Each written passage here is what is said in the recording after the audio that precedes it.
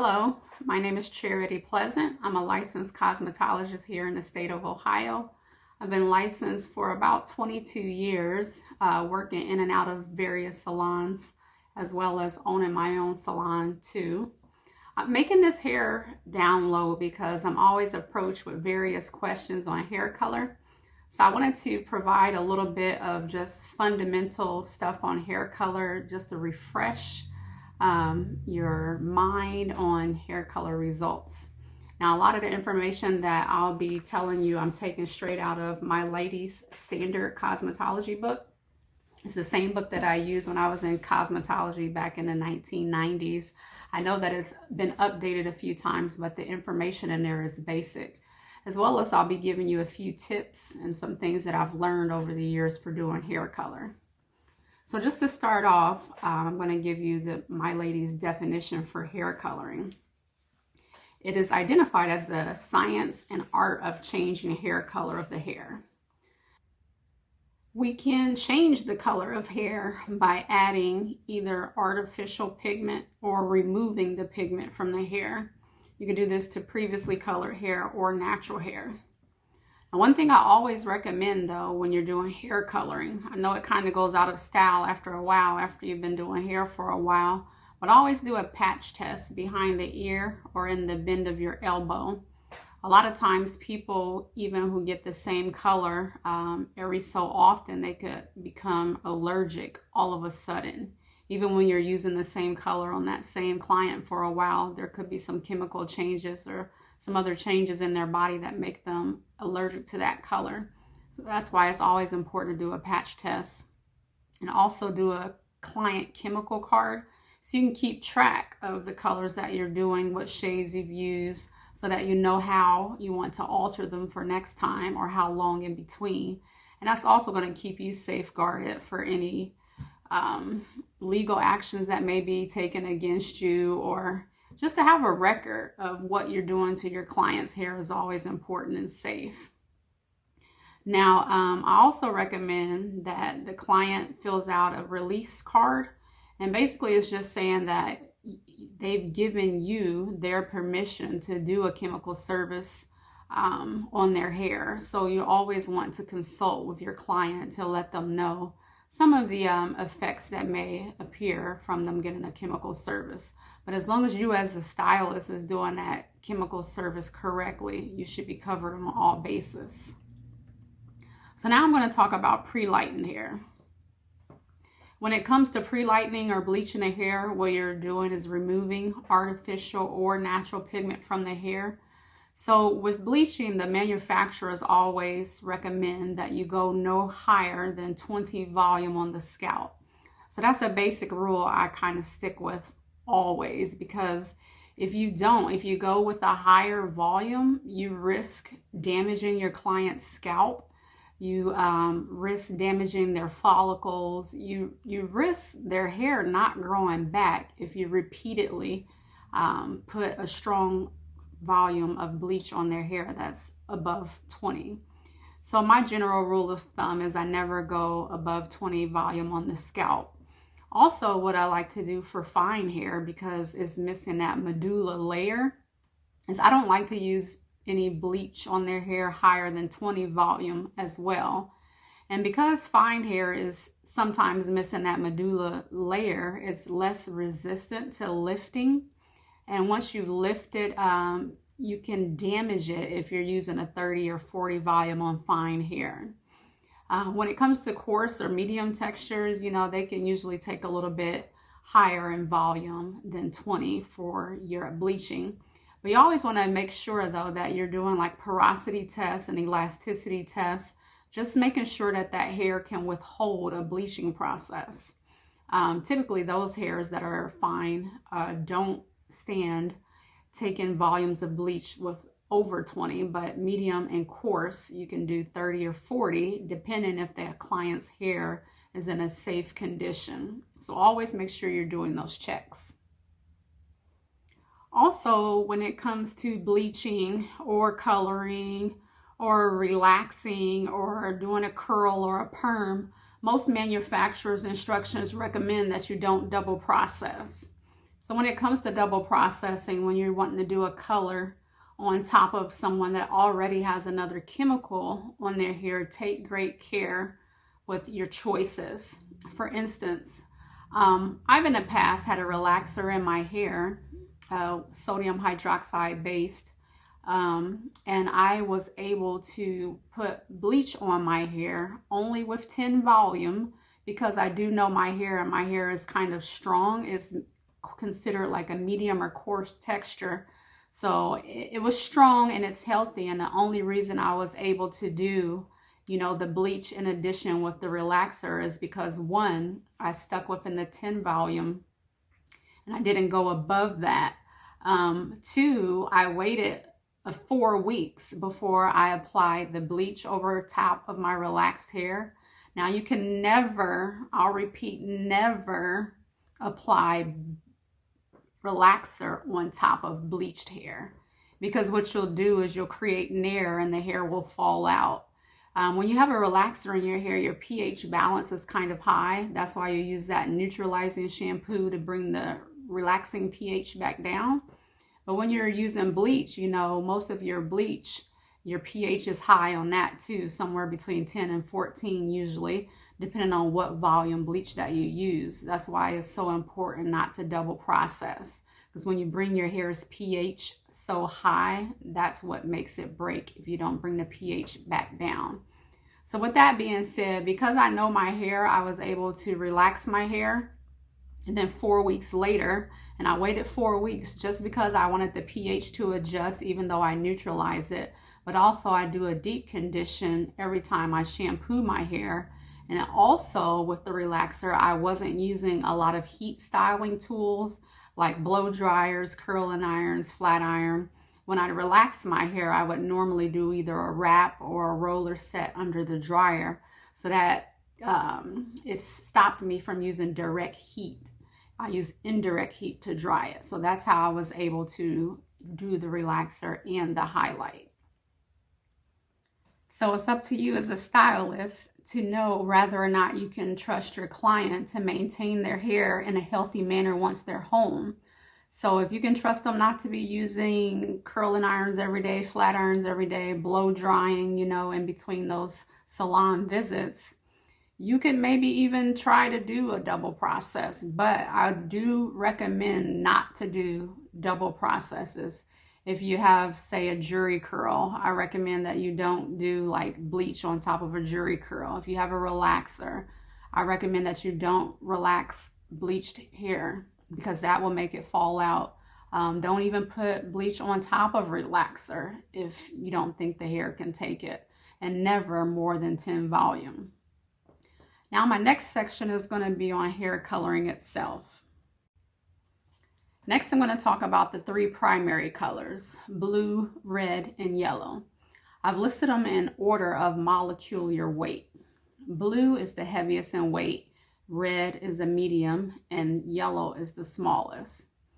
So let's talk about reds first. Red is a color that is very hard to remove from the hair. When you think about the colors as far as molecular weight, red is a little bit tinier than the blue, so it's hard to penetrate deep into the hair shaft to remove it. Blue, on the other hand, is kind of larger in molecular weight. So because it's larger than red and yellow, it's a little bit easier to remove. When it comes to yellow, yellow is often difficult to remove when you're wanting to go really light on the color wheel. And because that molecular weight is so small, you have to penetrate so deep into the hair shaft to grab it and remove it. So those are the reasons why sometimes those colors are difficult to remove. One thing you'll want to remember is blue is a dominant color and it's a cool color. So sometimes your colors that have, say, for instance, 6B or even like a 1B, they're going to appear a little bit darker and cooler because blue is a dominant cool color. So whenever I'm taking a client lighter, I always like to have my level finder with me. So I'm always looking at the level finder. For instance, if my client comes in as a number 1, and I know she wants to be, let's say, a number 10, I know that I'm lifting 9 levels of lift.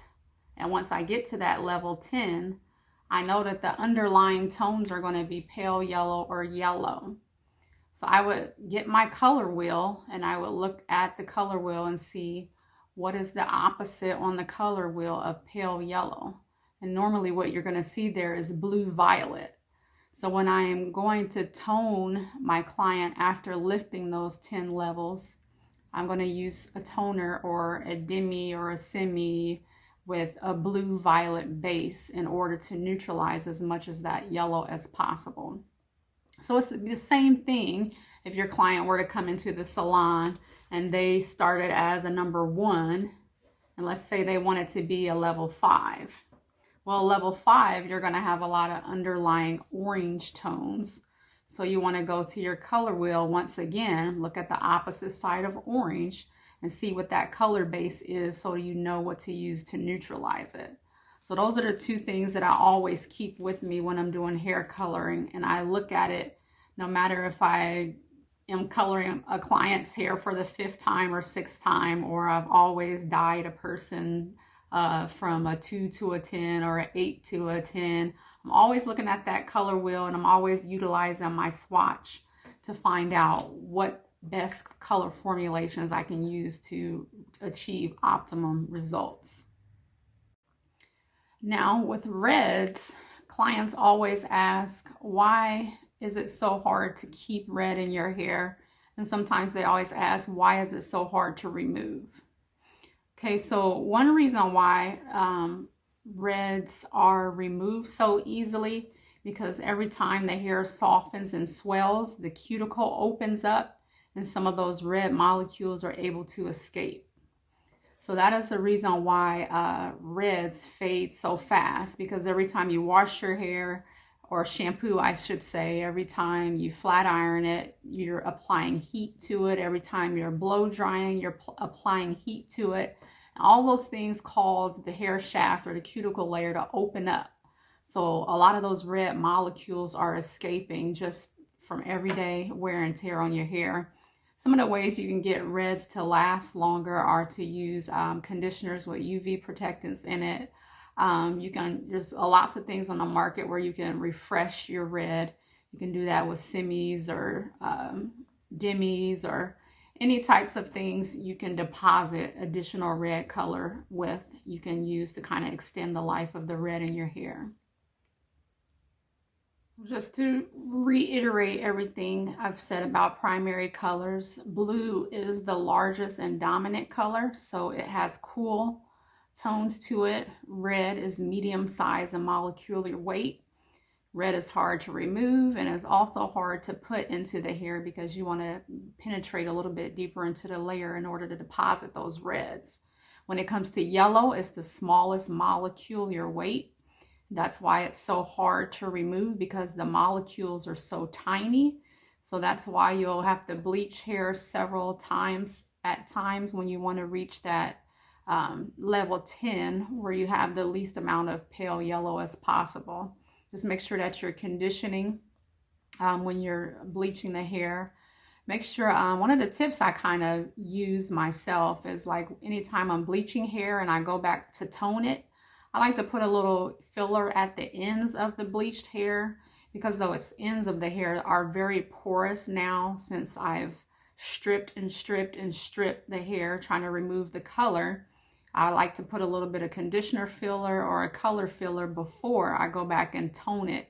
What that's going to do is going to help achieve a more even color result, because your hair closest to your scalp is the newest hair. The hair furthest away from your scalp is going to be the hair that's been through all types of environmental damage, blow dryers, hot irons, flat irons, even chlorine and things like that, on top of being stripped of all its integrity. So sometimes the very ends of your hair will drab just a little bit darker, or maybe a little bit bluish or violet when you go to use that blue violet base. So that conditioner filler or the color filler is going to help kind of neutralize that effect towards the end of the hair. And I do that a lot of times to get a more uniform result. That's just a tip. Another tip, sometimes when I'm bleaching fine hair, going from say like a level 3 to a 10, a lot of times when I'm going back into tone, I won't always necessarily use permanent color. Sometimes I'll use a demi, a semi, or even just put a little bit of conditioner with my color so that the ends don't drab. A lot of times, sometimes they'll look a little grayish if it looks like they've been put through the washer and they've just really been processed heavily. So anytime you put like a conditioner or a filler on the ends, that's going to help you maintain the hair's integrity. Now, I'm not going to get into secondary colors very much or even tertiary colors, but secondary colors are green, orange, and violet. Those secondary colors are from putting together two primary colors in equal parts. If you want more information on secondary colors or tertiary colors, email me at pleasantinvestments123@gmail.com. But I'm not going to touch much on that right now. There are a lot of people using tertiary colors these days just for fun. But if you want more information on that, email me. Another thing I wanted to hit on is the color boxes. A lot of times in the store, people are confused about which box to use. So I'm just going to give you a couple examples on what those boxes and the numbers and the letters on the boxes mean.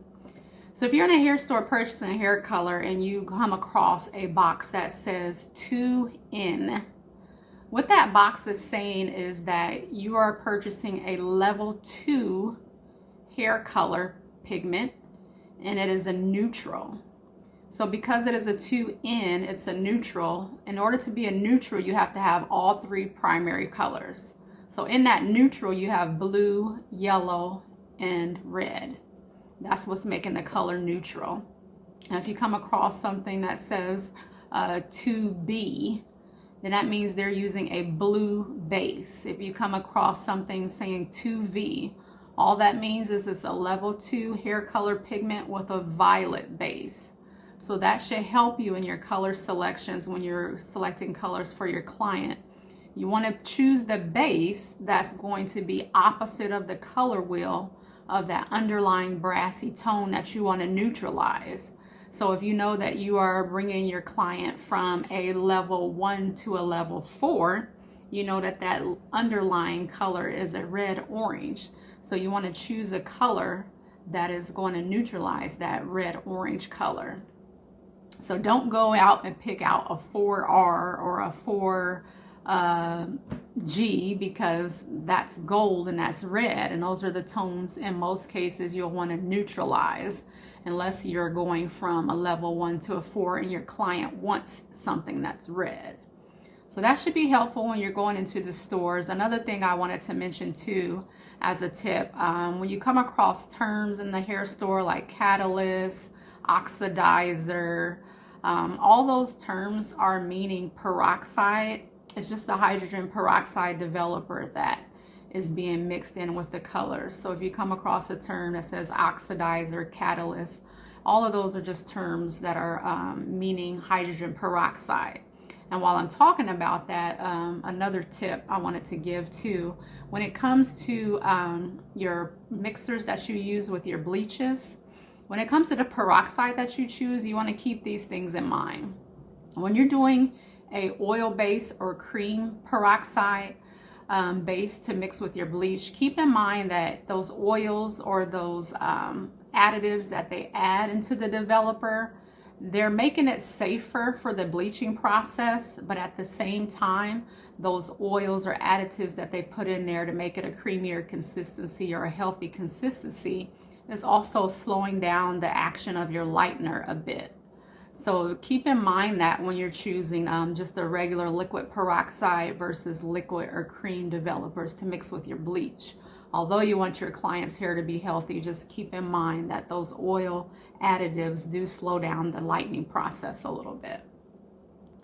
Another thing I want everyone to keep in mind is when you're coloring someone's hair for the first time in your salon and they have been coloring their hair at home, Keep in mind, if they're coloring their hair at home, they're using box colors. And a lot of times those box colors have metallic dyes in it. Some of those metallic dyes and other metals that are found in box colors are not always very compatible with our professional product brands. So keep in mind that you do a good consultation, find out if they have well water, if they're going to be getting in chlorine the next couple of days.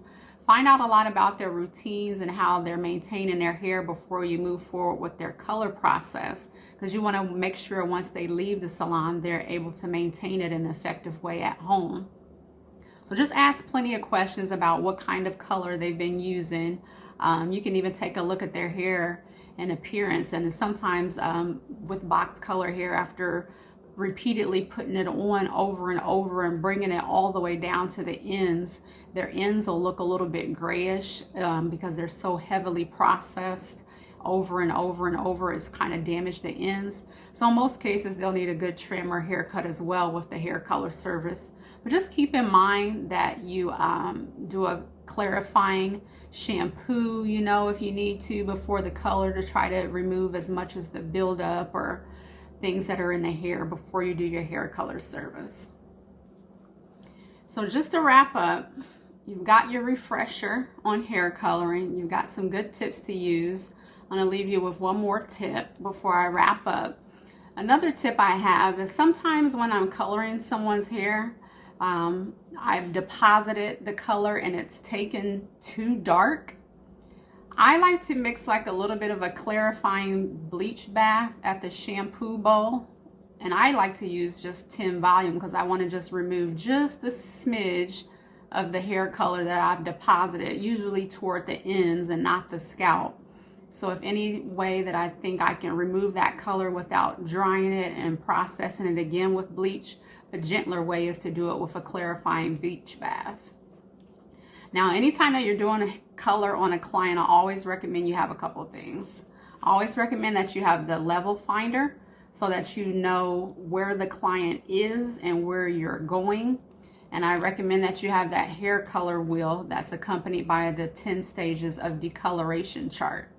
With those three things, you're going to have that right in front of you so you know where you are, where you want to go, and when you go to that level, you'll know right away what the underlying tone is, and you'll know right away by the color wheel which color formulation to use to neutralize that unwanted color. So if you have any more questions, something that I didn't cover, something you want to hear, email me at pleasantinvestments123@gmail.com. I hope this refresher course kind of turned on some light bulbs for you, just kind of made a few things clicked. If it was helpful, you can let me know on pleasantinvestments123@gmail.com. Thanks, and go ahead and make that money.